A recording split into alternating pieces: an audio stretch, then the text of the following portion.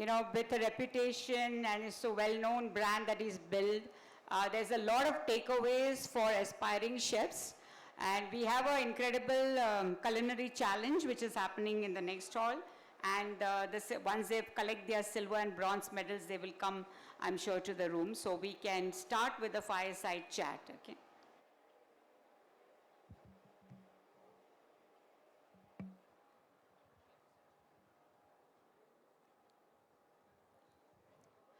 Good evening, everyone. Thank you, Chef Kaushik, for taking the trouble and the time to be with us here at the World of Hospitality Expo. We do this every year. It's a flagship event. And don't get disheartened by the empty chairs. We'll soon see a lot of people coming in once they know the word spreads around that you are here. So we can start in the meanwhile with the conversation, and then we'll take the questions which are more prudent, crucial for the student community. We'll take it a little later so that, they can get the key takeaways from you. So, Chef, can you tell us the story behind the cleaver? Recreating the one inspired by Chef Martin Yan, and how it helped shape your destiny, your career, your passion. Well, thank you all for being here. Thank you so much for having me over. It's great to be here. The story of the cleaver that I made first, when I was in college, this was 1994, we didn't actually have access to the kind of tools, utensils, cutlery, crockery that we have now. So at that point in time, I used to really obsessively watch Martin Yan and how he used to use his cleaver. And I kept looking for one but couldn't find one. So I went to my father's lathe. They have a lathe and they do a lot of tooling and stuff like that. So I sat down with the people, drew a cleaver out, gave them the shape, told them what I wanted, worked with the metal, then made my own cleaver, which took about 6-7 years, but then it completely wore out. But when I started making a knife. Oh. And how many years ago was this, Chef? This I'm talking about in 92. Okay, I hadn't even joined hotel management, 90s. And then around that time, that's when I started doing this. So I made a cleaver, and from then I worked with a lot of knife masters. I still am obsessed with knives. I have a collection of about 150 of them that I use on times. From different parts of the world? All over the world, yes. I have Damascus, I have Japanese, and I've been collecting knives. And I am really looking forward to taking a sabbatical and spending a couple of months in Japan with a knife master and making a set of knives. When you see a person who is focused on working with metal and fire, for me, that was the ultimate tribute to what I would want to do in the kitchen. So you're actually working in a really hot environment, which is very difficult to be at. Yeah. You're making a piece of art, and you're making it with metal, which is not easy. Okay, so you prefer steel, right? I mean, it's mostly steel. So the first one that I made was actually more of a steel, yes. But I've been working with Damascus knives. I've been working with all kinds of. I have a couple of wooden knives. I have ceramic knives. So you could actually make a knife with just about anything. I have a friend who has a knife made out of jeans. Okay, so he's compressed the whole thing together, made a knife out of it. It's pretty interesting. Not as functional, but it's kind of nice to have when you're a collector. Oh. And which is your favorite of all the knives that my current knife shape that I really like is a Santoku. Okay, you have a lot of other knives and various shapes. I like the Viking blade, which is like a honing blade that comes out. I like the Serbian cleaver. Okay, so again, different shapes. I'm sure chefs who are obsessed with knives as I am will know what I'm talking about. For everybody else, yes, there are more than about 600, 700 shapes of knives, different materials you can make them with, and they make the world of a difference. Okay, so this is not part of our a talk, just as an offshoot. How has the knife market changed in India? Do you think, earlier, you may have to import a lot of your knives, but do you think now there's a more variety available for chefs here? For chefs, homemakers, and people interested in the kitchen, there are tons and tons of knife makers. It's kind of common knowledge. Most people, whenever there's a knife maker in India, they usually send me something, we sit down, I've worked with them. Options are huge. So as chefs, I'm sure once they start working with the knives that they want to work with and metallurgy, and they start understanding, they will really appreciate what a sharp knife is. Contrary to popular belief, you don't cut yourself with with a sharp knife. You cut your hand with a blunt knife. So sharp knives cannot easily cut you. They can cut you very badly if you don't use them well, but a blunt knife will cut you more than a sharp knife will. That's very interesting, Chef. Coming to your reputation as the mad chef, I believe it was when you were introduced to Mukesh Ambani, who term was coined. So how can you share the story behind it and what it means to you personally as well as professionally? Actually, the name Mad Chef happened for me when I was in college. We had a cutlery competition, and I chose to make a combination of Indian flavors and with continental presentations. I made a moong dal halwa in a roll of rice and on a bed of coconut and jaggery sauce, and presented it completely differently from what it would be. Basically, if you're looking at, say, Tamil Nadu or Karnataka, korakata with coconut and jaggery sauce. So my chef said, hey, listen, this is not going to work. You're not going to win the competition. Just forget it. Don't do this. But something about that recipe really called to me, and I told him, I said, Chef, if I make it, if this makes it, fine. If it doesn't, I'm okay. But this is what I want to be. This is the kind of chef I want to be. I don't want to be the chef doing the regular stuff that they do in the kitchen. I don't want to be a guy making orders of recipes that somebody else has made. I want to be the guy making my own identity. You want to and my set your own recipes. path and be Completely. different, right? And that is how this happened. And fortunately for me, touchwood, I did win the competition. So my chef gave me the name saying Mad Chef. I mean, you're a mad chef. And it just stuck. So in college, all the way back in 94, I think, the name happened. And from then on, I've been called the Mad Chef. Icing on the cake was when I was working with Mr. Mukesh Ambani, and he introduced me to Amitabh Bachchan. He introduced me as the Mad Chef.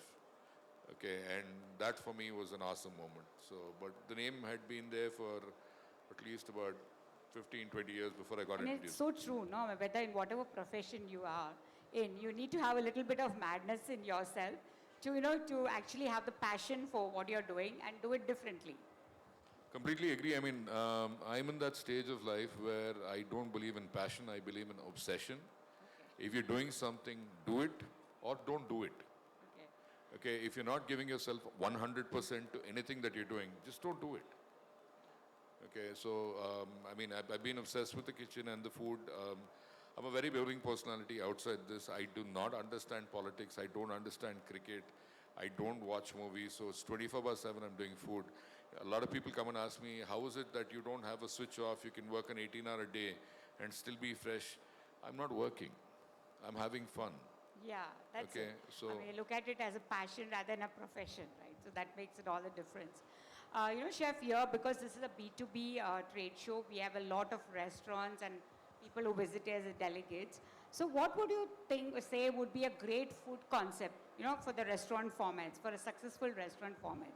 We saw a lot of restaurants being put up with a lot of, blitz and celebrity pops, and after that, they just fizzle out.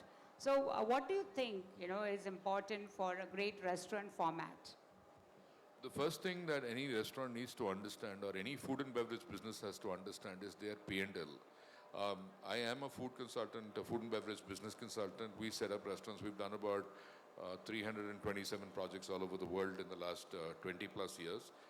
The most important thing that most people get into the business is they assume that everything will work out, it'll be hunky-dory. But most F&B business owners don't understand and follow their P&L, their profit and loss statement. They do not have a discipline of checking how much of money things are making and how it is. So rather than going into a concept, I think if business owners started understanding how to do business, okay, yes, this is a business where you need to be very passionate to get into, but you have to be just as clinical when you have to run it as a successful business.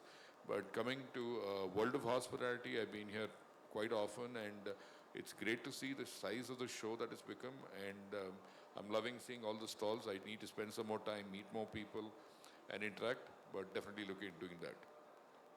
And what about mentorship, in this field is very important because learnings need to be shared. And where does e-attitude come into this? How can they help there are entrepreneurs in this field? So my company is called Eatitude, and we support people with the 7Ms: menu, manpower, material, machinery, marketing, management, and if successfully done, leads to money.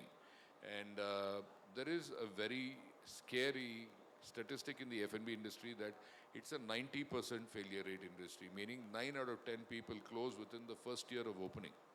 So that is the industry. I mean, we have the large hotels which seem to survive, but retail standalone has a 90% failure rate. So the objective starting my company was That's to a mentor. huge number, 90%. It is yes. unfortunately the same number for the last 20 years. Okay. Okay, and it is there, it is scary. We've been working at one brand at a time and helping them set systems, procedures. One of the biggest problems with most people getting into the industry is that there is a certain amount of hubris. They think that once you come into the F&B industry, things will work out. It's not the case. I still meet people today who come up into this business and they say, if the food is good, people will come from far away and eat. No, not anymore. I mean, you got to give great food, you got to get great ambience, you got to give great service. Experience has to be outstanding, and then you have to do some more. Yes, exactly. I mean, even getting people to come and dine out is becoming difficult these days with, all the food aggregators. It just becomes so easy. You sit at home, you go onto the app and just think, but, it can never give you the same experience as with sitting in a restaurant, enjoying the food, right? Both of them are the food industry. So if you're looking at the aggregators doing the delivery and getting people to consume food at home as versus going out to a restaurant, two different experiences, but they're the same industry. Okay, and now today what's happening is with the number of people eating out, especially after the pandemic, the business is booming. It's actually doing really well if people know what they're doing. So we spend a lot of time with young entrepreneurs. We help them with mentorship, we help them with funding, we help them with whatever they need to do to start up their companies and take it to the levels that they need to. Do you see a lot of young entrepreneurs wanting to enter the F&B business? Or is just they are, attracted by the glamour of it all? Both. Most people who are getting into the food business get in with the assumption that it's easy. It's easier than other industries. Not necessary. Okay. But at the same time, I see a lot of passion when someone is coming into food. Unfortunately, you do not have documented knowledge of what a food and beverage entrepreneur needs to do. For instance, even now, you could probably go Google what the licenses and compliances are required to start an F&B unit. But is there somewhere where it is actually documented, taking you on a step-by-step process as to how to get an FSSAI license? What do you need to do? What is PPL? No. And I think one of the biggest things is that when people are joining hotel management colleges, entrepreneurship is not a course as much as it should be. I was coming to that.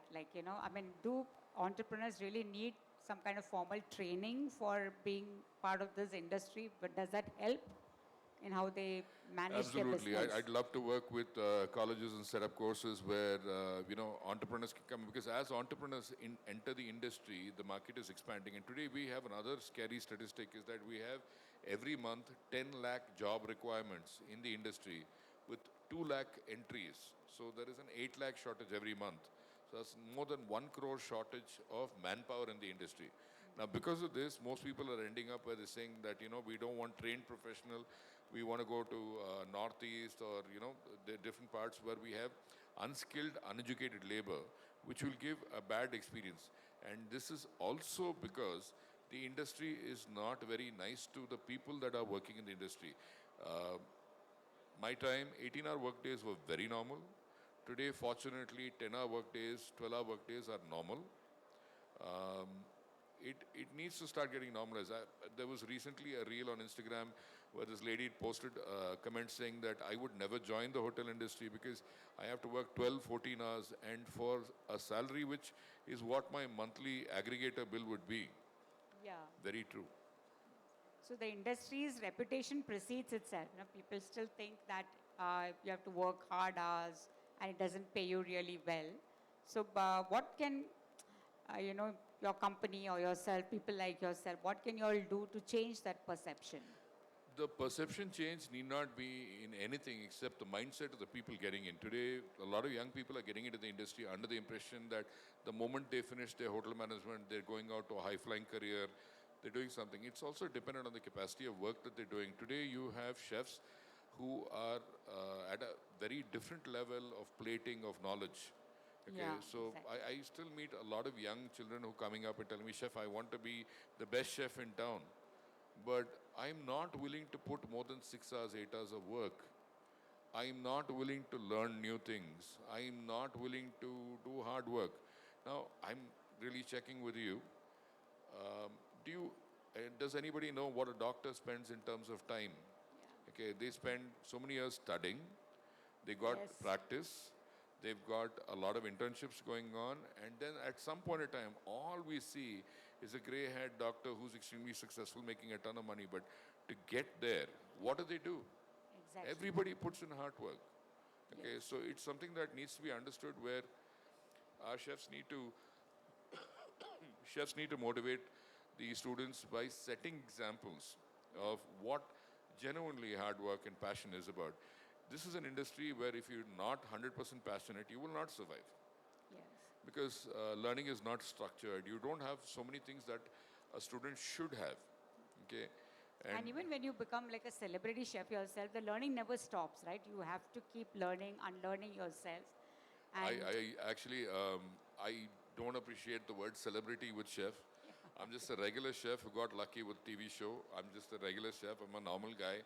If anybody finds me behaving like a celebrity, please shoot me. Okay, I'm not one of those. I'm just a regular guy. Okay, but at the end of the day, I believe very strongly if I stop learning, I stop living. yes, I exactly. spend an average of 3 to 4 hours a day studying, looking at recipes, looking at new things, looking at learning. I don't think even if I spend my complete life learning, I will have mastered anything as much as I should if I could do it in 10 lifetimes. Okay, there's so much in the food, and I'm obsessed. There's so much you can learn. Chef, can you share some childhood memory, like which, really made up your mind that, this is what I want to be? I want to be with food, live with food, and live the dream of being a chef.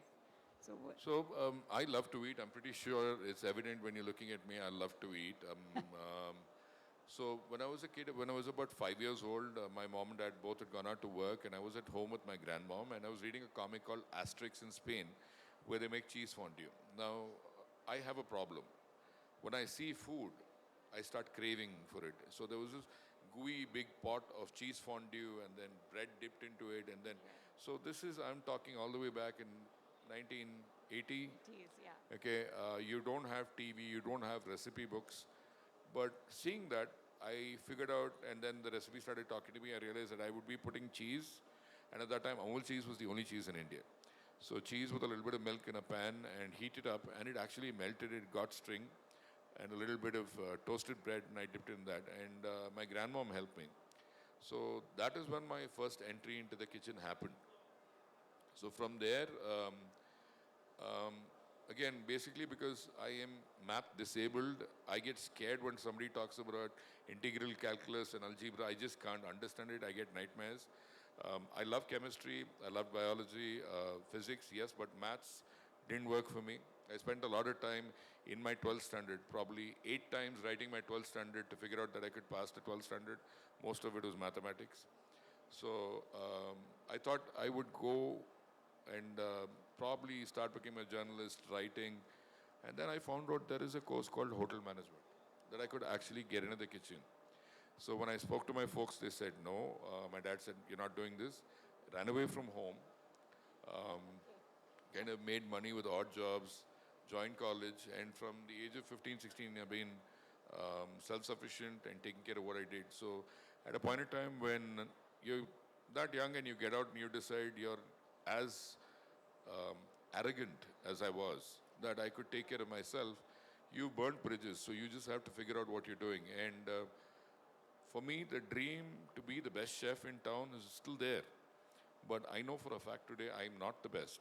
There are so many more talented chefs, so much more talent, and 90% of them don't come out in the limelight. There are so many of them who are hardworking, talented, and they're not visible. But at the end of the day, has their obsession reduced any bit? No. So, yes, I am not a master. I'm a student. I wish to be a student for as long as I can. That's a very good take, Chef. Being a student for always learning.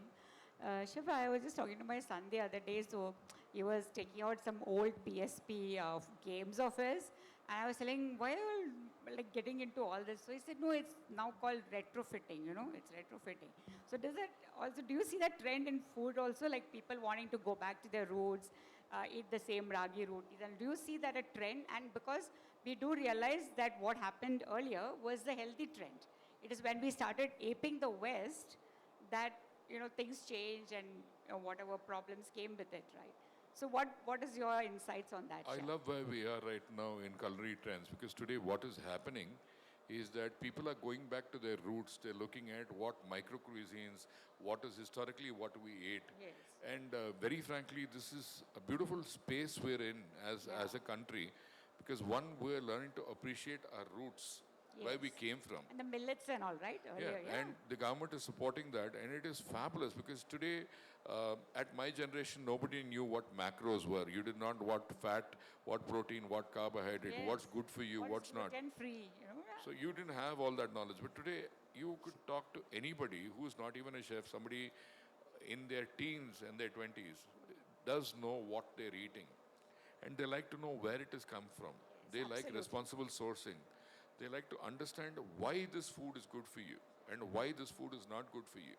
At a point in time where, at my time, junk food was considered the most important thing for you to consume, today there is the word junk food, which you indulge in once in a while, but you tend to want to live a little longer and eat healthier.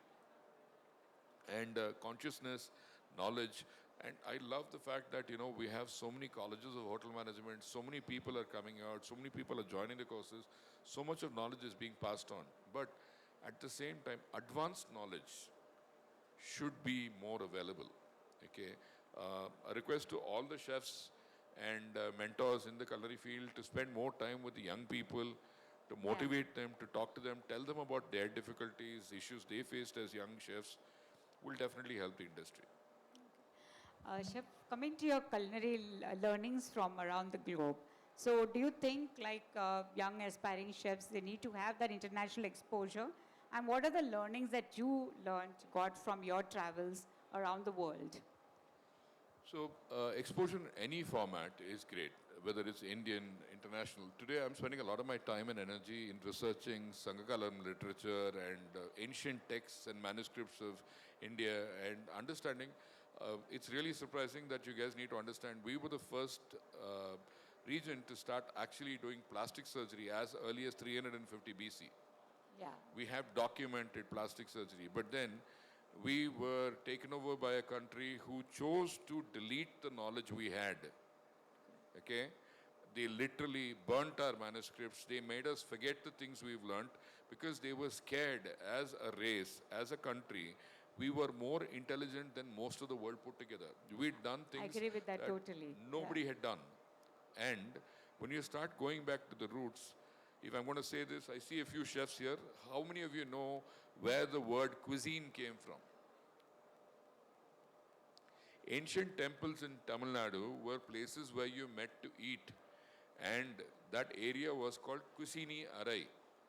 Oh, acha. It was called Kusini Arai. So a Kusini Arai was where people congregated, all the grain was stored in the temple, and the temple was cooking in large volumes, and they have recipe documentation of what a percentage conversion of a recipe should be. Now, today we're talking now, and I'm talking about this 700 to 1000 years ago, this was written. White rice was not Indian, it was brought by the British. We're a country that ate That's millet. what I said. Yes, right. We discovered sugar. And then it went to Persia and came back as it came back as jalebi, it came back as gulab jamun, but sugar came from here. There is manuscripts that show that Africa was part of India and tamarind was part of India, which was part of Africa, and then it came back to India. Okay, but the word Tamar Hind, Tamar meaning date, Ah. and a Hind meaning Indian, tamarind. Tamarind. Oh, that's interesting. Okay. Yeah. Kerala discovered oranges, narangya, Oh, which went all over the world, became a sweet orange color fruit from which the color came. The word orange came from the fruit color. okay. Okay. And they call it now mandarins and whatever. And whatever it is. Yeah. But at the end of the day, the fruit originated in India. All right. Okay. So there's so much more. I mean, if we could spend time, that's what I'm telling you. If as a community, as individuals start, so I make it a mission to start passing on knowledge, because once people get knowledge, they start seeking more of it. They start questioning things. They start questioning healthy eating, mindful eating, and what they're doing. Not that I'm saying that people shouldn't indulge. I totally recommend indulgence, but not as a norm. Do you think the institutions like, the culinary institution should also promote this, research and knowledge in the food history, the food science? Because India has such a rich cuisine history. I very strongly believe in that the only way forward that India is going to become a superpower is when we start understanding who we are, who we And take eat. pride in who we are, right? There are many And people. pride is already there. Ah. Knowledge is not easily available. Exactly. Okay, so it would be a duty of all educational institutions start putting food history, food science as part of the courses, and it would really make the world of a difference. Chef, I would like to now to come to you. Like, what are you looking at for the future? Future projects. Are you planning to collab on something? What else do you want to give back to the community? What are your plans for that? Your future? I've kind of reached the point in time where I'm more focused on giving to the community, especially the food and beverage community, more than anything else. I love mentoring young people when it's coming to. So even at business, what we're doing is we're passing on a lot of knowledge to the people in the industry about how to set up successful restaurants and so on and so forth. But I love talking to young minds who are getting into the industry and telling them what they should be doing, how to take things forward. Yes. One thing I request the young people getting into the industry is being a chef is not easy. It's not for everybody. Being in the food and beverage is not easy. Okay. I have clients in the US who come and tell me Indian hospitality is the best in Yeah. the world. Okay. We don't understand what Indian hospitality is. Indian hospitality is when you walk into a star hotel, there is a man standing at the door with a big smile on his face, opening the door and saying, "Welcome, sir." Okay. You have to give a 20% of your bill as a gratuity to get service in any country, either Europe or America. If you spend 1,000 rupees, you pay 200 rupees as a tip. But we're a country that does not like to tip. We want to eat. We don't like, so if you're looking at so many things that need changes in the industry, now is a beautiful time. I love what the pandemic did. Yeah. At the end of the pandemic, the best of Indian talent has left India. They've gone out. They're working outside. So today, getting a person to work for you is very difficult. So what 18-hour shifts were normal, post-pandemic has dropped to 10, and I love that. Okay? At a point in time where starting salary was 1,500 rupees, 2,000 rupees, I'm not talking about a day, I'm talking about a month. And today, your minimum wages start at 20,000 if you've done a hotel management. Not that it's enough. Yeah. Okay? But it's getting there. It's getting better. Okay? Today, the industry is booming because people have money, they want to spend it out on F&B and retail. And a person who's done a hotel management is actually more like a finishing school. You have hospitality, you have management, you have economics, so many things you're learning. Okay? It's almost like finishing school. And I think even at CEO levels, we can have training to people to start handling so many situations, because I don't know if most of them realize, but after hotel management, you can negotiate, you can communicate, you can cook, you can take care of home, you can take care of so many things. It's a life skill. It's not even anything else. What about technology, Chef? Do you think it's like an enabler for the industry, or it kind of takes away? Absolutely, absolutely. I mean, coming from a time when the first few recipes I had to see were in a book that you had to purchase. Libraries did not have cookbooks. Okay, so if I wanted to do a recipe, if I wanted to find hummus, I would have to go to someone who's making hummus and work with them to understand what hummus is. Today, get on Google, give me the best recipe for hummus and give me 8 varieties and AI pops. So recipes are not technology. Technology is driving the industry. So if people start understanding where to take it forward, you can create an agent to develop recipes for you. Now, how many chefs here actually believe in that there are new novel recipes, or are they all just basically everything is being done? You're just taking something and putting it together with something else and doing it. Original recipes have come to an end. There's not much left. What about like using technology for digital menus and all, so that kind of Digital menus are enhances the about dining 15 years old. experience? No. 15-year-old activity is digital menu. Okay, it's gone way more. Okay, now you have food costing. You have your complete kitchen can be run by an agent. Now today we're developing AI agents that can run a restaurant with data. For instance, if you want to have a menu performance index, your daily food cost reports, your daily P&L reports are all ready, and it is like this at a snap of a finger. So chefs need to start, the industry needs to start upgrading to those kind of technology requirements. I still see restaurants with manual KOTs. Why would you put yourself through so much difficulty when you can digitize the whole thing? I see comment cards with paper and pen. What about, okay, I come to my last of the things, Chef.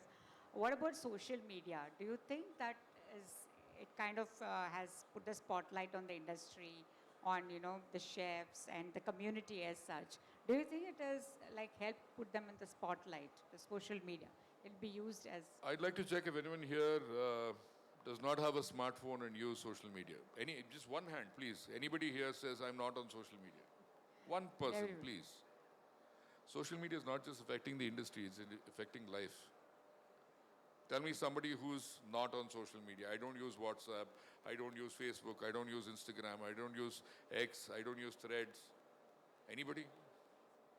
anybody who doesn't use social person. media? I don't think so. We have something called social media detox where you're turning off your Yes. phone. Digital detox, right? Yeah, so That's tell me where this is. So, yes, it has changed the way things are. Anyone here remember when you did not have social media? Before WhatsApp. Does anybody remember? Yeah, he remembers. You remember, sir, Rajesh sir, how it was when you had to send emails out and wait? Pager. Oh, wow, I love we that. had the pager, right? I'm also from the pager Yeah, generation. totally. Yes, totally. Okay, and now when you're looking And at we it, used to just lift the phone and talk to people, right? you would receive an incoming pager and then take a phone, a landline. Okay, how many people remember making phone calls like this? The dial tone, yes. Okay, now what do? Siri, call so and so. Yes. It's done. You start scheduling it. Say, Bixby, call this person at this time. I want this meeting done. It's done. When that is happening and we don't upgrade, we don't catch up, we're going to be left behind. Yeah, but we should use it in the right balance, right? That's important. The social media, no? I don't know what is the right manner. Yeah, it's difficult to point that There's no out. border there. I mean, if you're actually looking at it, olive oil companies, when they came into India, and oil companies that were doing manufactured oil in very large quantities, started propagandizing that ghee is bad for you, ghee gives you cholesterol, okay? Whereas the actual culprit here is refined oil, Yeah, I agree with that. Yes. okay? And we started consuming a larger quantum of oils that were refined, super refined, bad for you, which led to cravings, which led to us consuming more sugar. And we the started having a lot of fried foods. Okay, obesity and being the diabetic capital of the world. okay. Yeah, And where yeah. did it start? Yeah. Good marketing. Yes, good marketing. The company did a great job. When you're going back to marketing and we're talking about Christmas, Yeah. Christmas was not a festival until a departmental store called Macy's in the US set up Christmas so people would buy tons of stuff. Yeah. And now there's Halloween. Which There you is go. again. So thank you, Sherry. Is there anything else you would like to add? I'd like to for- open the forum for anybody Yeah, who have if anybody questions. wants questions, you can ask Chef. I really appreciate if you have a question, you can stand up, एक introduce mic दे yourself देना and ask a किसी question. People are shy to ask questions. They need to, the curiosity. Yeah, there's someone there who wants to ask a question, Saloni.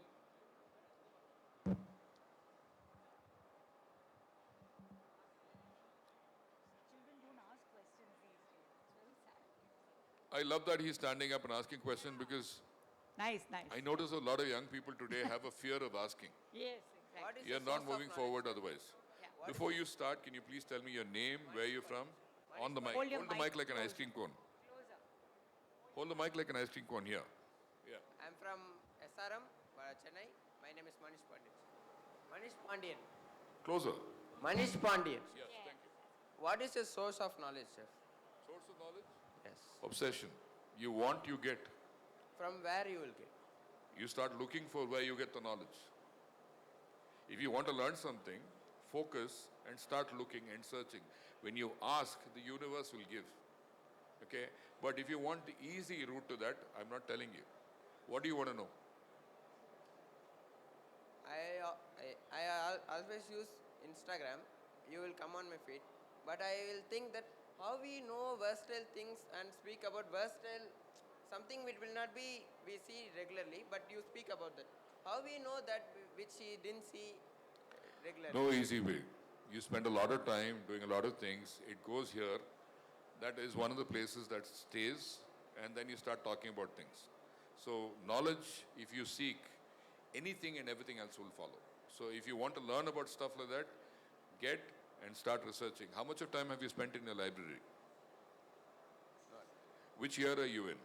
Third year is starting of In the third year. If I were to ask you about mother sauces, you will answer me what it is. But if I say, what is subis? What is subi sauce? I don't know. You know. Because if you're looking at first year theory, you're taught subis is a derivative of bechamel with onions in it. But you forgot. So knowledge is given to you. What you do with it is your choice. You understand? Yes, sir.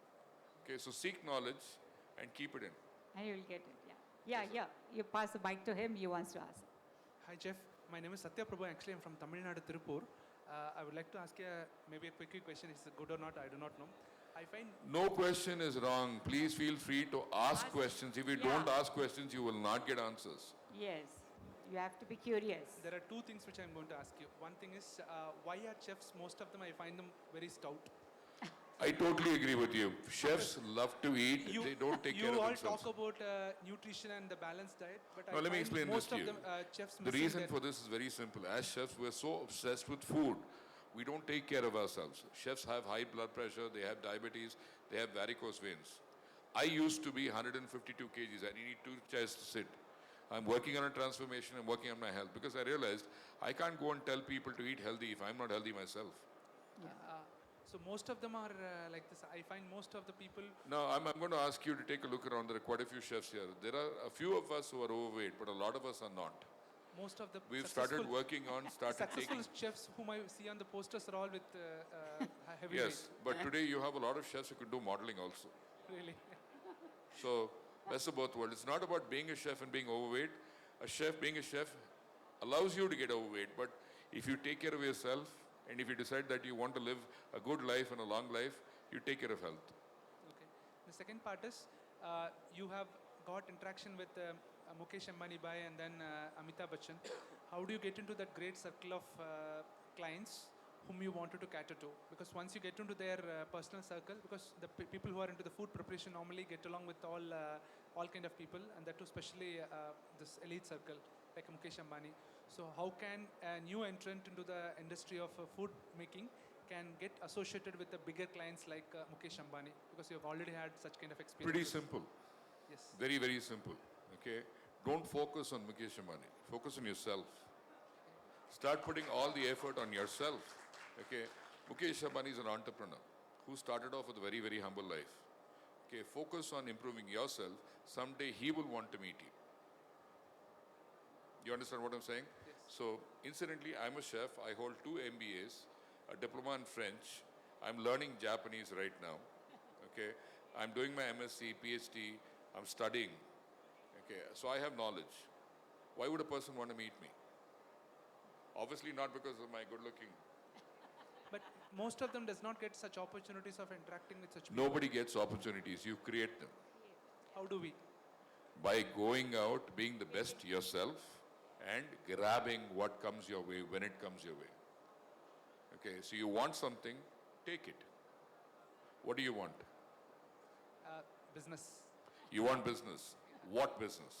Getting into the food industry. What in the food industry do you want to get into? I wish to start a idli making unit in Mumbai, Okay, how long have you wanted to start an idli making unit in Mumbai? maybe after 3 years. Okay, so forget it. Please sit down, you're not going to do it. If you decide you want to do it, do it. Now, after 3 years, don't talk about it. You understand me? You want to start making an idli unit in Mumbai. Do you know the size of the idli business in Mumbai? Little bit. Not Okay. sure.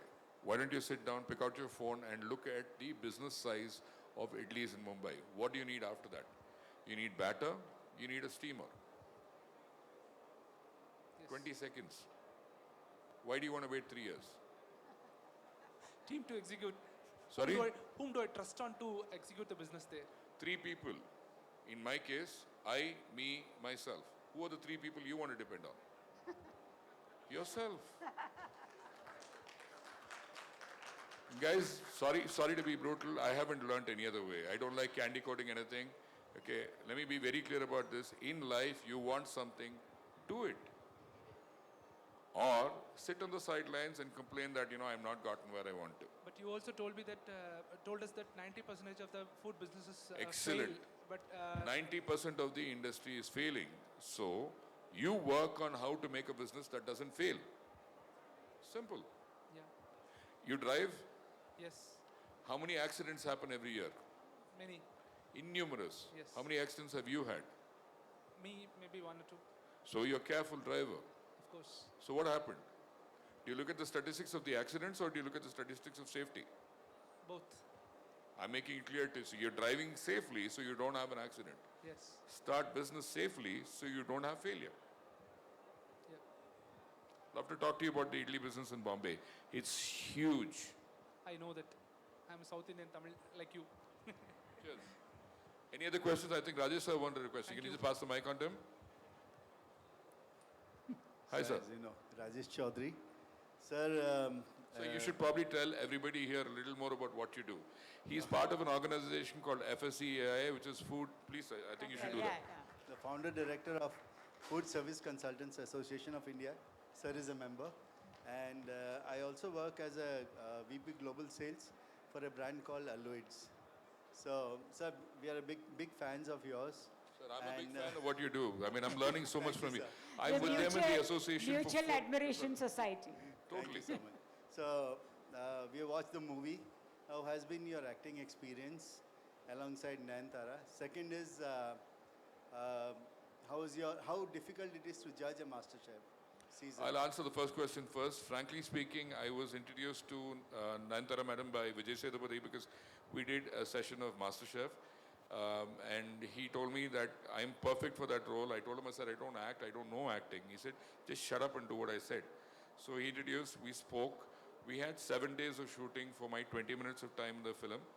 And at the end of the whole session, ma'am came up to me and said, Chef, you actually did the whole thing without a single retake. Are you a professional actor? I said, no. Thank you so much for the compliment. I was just myself. I'm being a chef who's talking about food. So I didn't have to act. No, sir, Okay. you were just being the mad chef. That's why you didn't know retakes. You're being modest, but he did amazing acting. So. Thank you so much. I actually didn't even act. All I was doing was looking at the food and giving my opinion. He was and that just it being worked. himself. I was just being really lucky there. But what I'm trying to tell you is, I'm a person who's very comfortable in my own skin. I don't like others' opinions of myself. There are multiple ways you can behave in life. I mean, one, you know who you are, and you don't care about anybody else wondering what you are. Or you are someone who is waiting for everybody to accept you and lives the opinion of what they think you are. For me, it's been easy. Okay? So I don't have self-doubt. I don't need validation. I do what I do, when I do, and how I do, and I'm not waiting for correction. I made a mistake. Great. I will apologize. I hurt somebody's sentiments. Great. I will apologize. That was not the objective. But I'm a no filter, no candy coating kind of a person. Okay? And the how next difficult question. is it to be a judge in MasterChef? Yeah, that. It's actually not difficult. You know, every time I go into some kind of a culinary competition, I've been as a judge, I've been judging culinary competitions. It's not very different. we see that there are people who come from a very common home cooking kind of a background and with time, effort, education and training become master chefs. For me, the master chef is not about the show, but about the journey of the person going from A to Z. So that is the effort and that is beautiful. You can see transformation in front of your eyes.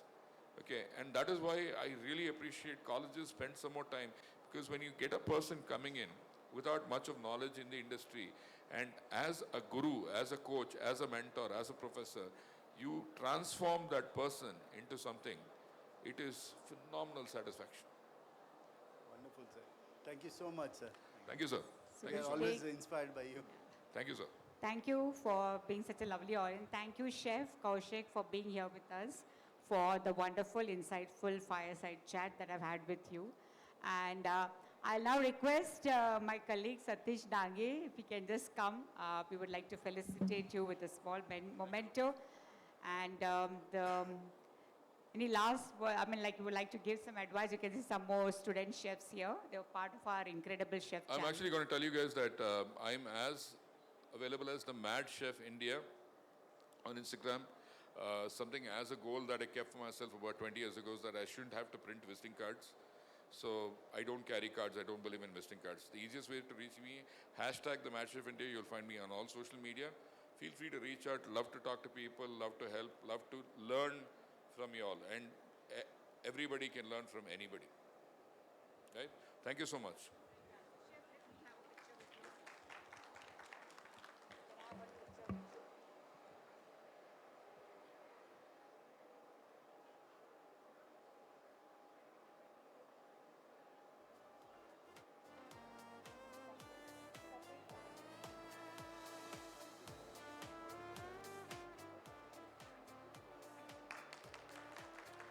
Satish Dange from our team. He was very instrumental in helping get the chef. I would request Mr. Upendra Kulkarni and Rajesh Chaudhary from FSCAI. They want to present Chef Kaushik with a pin. Yeah.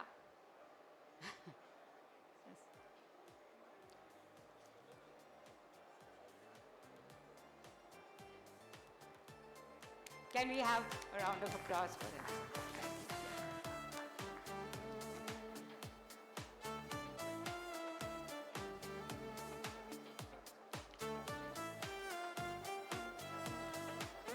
So once again, thank you, Chef Kaushik, for being here with us, for coming here, spending time with us. And we have a whole lot of stalls, if you can just go around. Meanwhile, now in another 10-15 minutes, we start our ICC award ceremony. So please hold on to your chairs and be here. We'll start the award ceremony in a little while. Thank you.